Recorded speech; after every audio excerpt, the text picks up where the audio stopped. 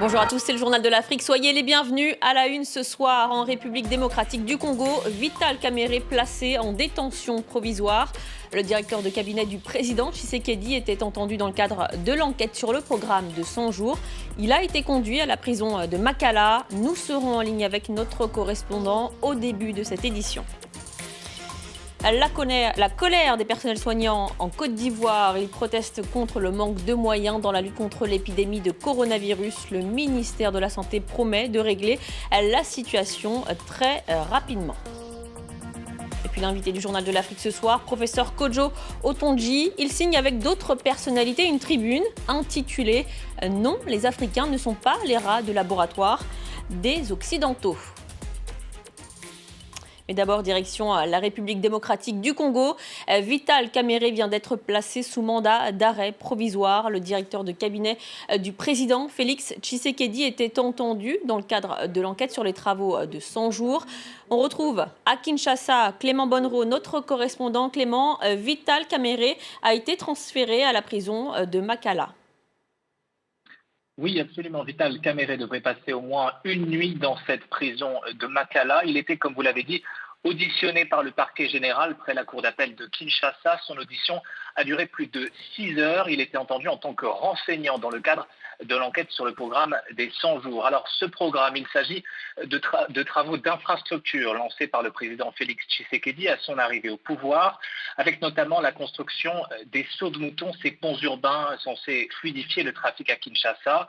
Mais ces travaux ont pris beaucoup de retard et il y a eu beaucoup de soupçons de malversation et de détournement de fonds. Une enquête a été ouverte pour faire toute la lumière sur cette affaire le 2 mars dernier. Et dans le cadre de cette enquête, il faut rappeler que plusieurs chefs d'entreprise ont été auditionnés. Certains ont même été placés en détention, comme le directeur de Safricas, une entreprise de construction, ou encore celui de la Robank. Les deux ont été par la suite libérés sous caution. Alors la question évidemment que beaucoup d'observateurs se posent en RDC depuis plusieurs semaines, c'est de savoir si des responsables politiques ont également été impliqués. Et il est vrai que le nom de Vital Kamerhe a plusieurs fois été cité, car c'est lui notamment qui a piloté la mise en place du programme des 100 jours. Mais évidemment, Vital Kamerhe et son parti, l'UNC, rejettent toute responsabilité.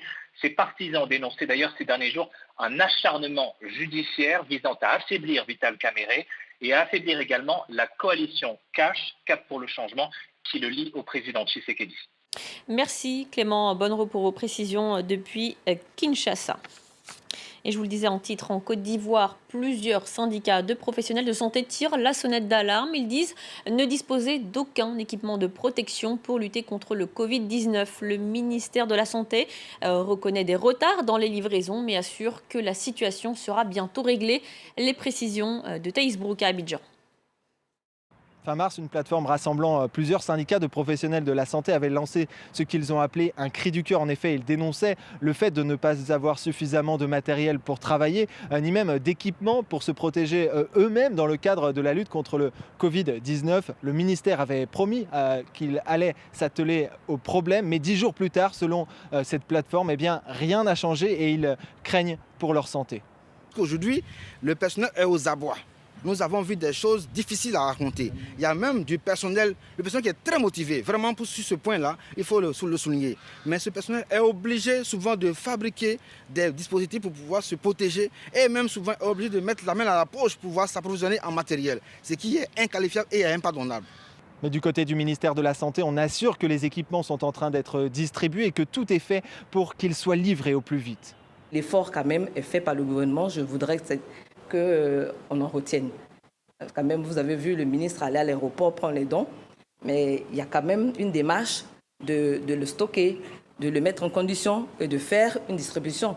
Les représentants de cette plateforme réclament aussi une prime de risque. Le ministère assure qu'elle sera payée dès que possible. Les autorités assurent qu'elles mettent tout en œuvre pour que les professionnels de santé puissent travailler et lutter contre le Covid-19 dans les meilleures conditions. La quasi-totalité des pays du continent sont désormais touchés par l'épidémie de Covid-19. Sao Tomé et Principe vient d'annoncer ses premiers cas. 4 personnes sont officiellement contaminées. C'est ce qu'a annoncé le Premier ministre. Sao Tomé et Principe avaient par ailleurs déjà pris des mesures pour essayer d'empêcher une propagation du virus, avec notamment la fermeture de ses frontières. Le Libéria déclare l'état d'urgence. Le président George Weah annonce également un confinement dans plusieurs régions, dont la capitale Monrovia, durant 15 jours. Il est désormais interdit de voyager entre les 15 comtés du pays. Toutes les entreprises et les services de l'État non essentiels seront fermés. Le pays, qui compte un peu plus de 4 millions d'habitants, fait état de 14 cas de contamination et 3 décès. En Afrique du Sud, on ne plaisante pas avec le confinement. Les règles sont les mêmes pour tous, même pour les membres du gouvernement. Et c'est la ministre de la Communication qui en a fait les frais. Son tort, avoir déjeuné avec un ex-député et avoir posté la photo sur les réseaux sociaux. Elle vient d'être réprimandée par le président Ramaphosa. Les explications de notre correspondante Caroline Dumais. L'affaire continue à faire grand bruit ici, en Afrique du Sud. Il s'agit de la ministre de la Communication, Stellan Ndabeni-Abrahams, qui en fait était allée chercher des masques et des gants pour un groupe d'étudiants et qui s'est arrêtée chez un ami, un ex-député de l'ANC qui déjeunait en famille. Ils ont déjeuné ensemble, ils ont pris une photo, ils l'ont mise sur Instagram et ça a choqué l'opinion publique. Les Sud-Africains considèrent que la ministre aurait dû donner l'exemple. Personne, en raison du confinement, ne peut aller déjeuner chez la famille ou chez des amis ici en Afrique du Sud. Alors le président Cyril Ramaphosa l'a convoquée, il a décidé de la suspendre de ses fonctions pendant 2 mois et lui a demandé même de faire des excuses à la nation. On ne badine pas avec le confinement et la police d'ailleurs scrute tous les réseaux sociaux. Un homme de 55 ans a été arrêté hier. Il avait fait une vidéo dans laquelle il expliquait que les tests étaient contaminés. Il sera inculpé et jugé pour fake news, il risque de la prison. Zéro tolérance sur les réseaux sociaux, le confinement ici est total et il sera total jusqu'au 16 avril. C'est une interview à la télévision française qui a provoqué la colère. Au-delà des frontières de l'Hexagone, un médecin et un chercheur évoquent l'Afrique comme un terrain d'essai pour tester un vaccin potentiel contre le Covid-19. Les condamnations sont unanimes. Plusieurs dirigeants et activistes dénoncent des propos racistes. Le chef de l'OMS a également évoqué l'affaire. On l'écoute.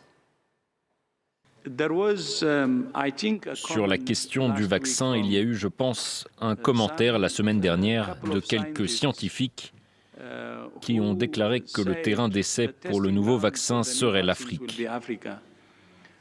Et pour être honnête, j'étais outré. Je dis que justement, lorsque nous avons besoin de solidarité, ce genre de propos racistes n'aide en rien. Cela va à l'encontre de la solidarité. L'Afrique ne peut pas et ne sera pas un terrain d'essai pour aucun vaccin. Et pour en parler, nous retrouvons le professeur Kojo Utonji. Bonsoir. Bonsoir. D'abord, quelle est votre réaction à la condamnation du chef de l'OMS ? Je trouve qu'il a eu une réaction saine parce que toutes les personnalités de santé publique du monde entier se sont indignées de cette proposition du chercheur et du médecin français. Donc c'est une réaction saine. Il ne faut pas exagérer. N'exagérons pas les réactions sous le coup de l'émotion, mais la personne de l'OMS a eu une réaction tout à fait saine, comparable à la réaction qu'ont la plupart des chercheurs et médecins français et africains. Alors justement, professeur, vous signez avec d'autres personnalités une tribune intitulée « Non, les Africains ne sont pas les rats de laboratoire des Occidentaux ». On s'attendait à un plaidoyer politique. Pourquoi avoir tourné votre tribune en publication scientifique ? Mais c'est parce que quand on m'a demandé de me prononcer sur le sujet, j'ai répondu que je voulais volontiers réagir, mais en même temps, je voulais signifier par cette tribune, par le côté scientifique, qu'il y a des scientifiques africains qui sont à pied d'œuvre déjà aussi pour apporter leur modeste contribution à la résolution de cette pandémie. Et donc j'ai voulu montrer justement en quoi nous avons déjà commencé à travailler pour aboutir à des solutions qui seraient des solutions complémentaires avec les autres solutions qui sont attendues également. Alors justement, vous parlez de ces solutions. Vous évoquez dans votre texte les pistes scientifiques que vous suivez pour vos essais. À quel stade en êtes-vous et dans vos recherches? Est-ce que vous avez bon espoir de trouver un traitement prochainement? Alors, d'abord, nos travaux sont partis sur la base de traitements actuels, que ces traitements soient plébiscités ou non.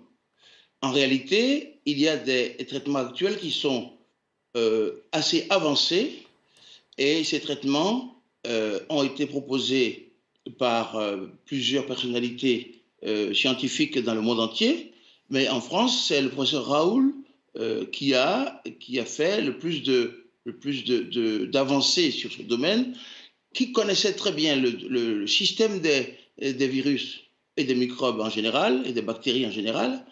Et donc, il a proposé un traitement qui, malgré les critiques de la plupart des gens, malgré les quelques petits biais qu'il y a sur la méthode qu'il a utilisée, est un traitement qui fonctionne assez bien et qui est à la base de notre réflexion de départ. Alors, rappelons, professeur, qu'il y a quand même quelques réserves concernant ces traitements à l'hydroxychloroquine et à la chloroquine avancés par le professeur Raoul, justement.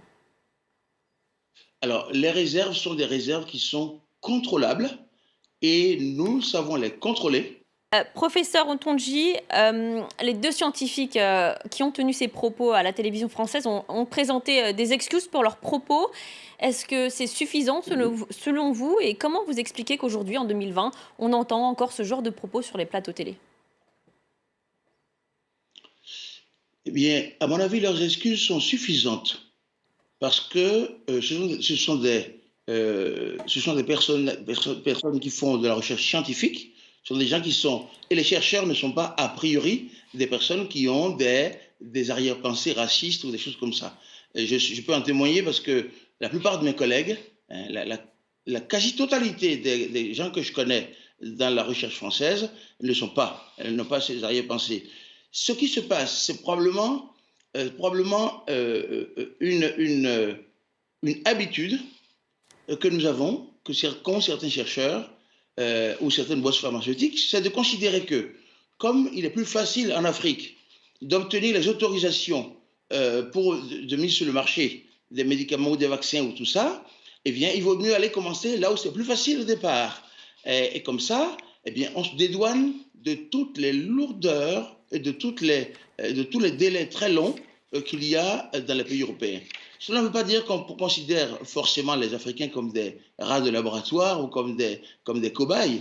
Cela veut dire que, politiquement, les chercheurs pensent que c'est plus facile, n'est-ce pas, en Afrique, d'obtenir les autorisations qu'il faut. Donc, on va dire que c'est un travers, c'est un biais. C'est un biais qui se retourne contre eux. Merci, professeur Kojo Otonji. Je rappelle la tribune que vous avez signée. Non, les Africains ne sont pas les rats de laboratoire des Occidentaux. Merci. Et c'est la fin du Journal de l'Afrique. Merci de votre fidélité. Restez avec nous, l'information continue.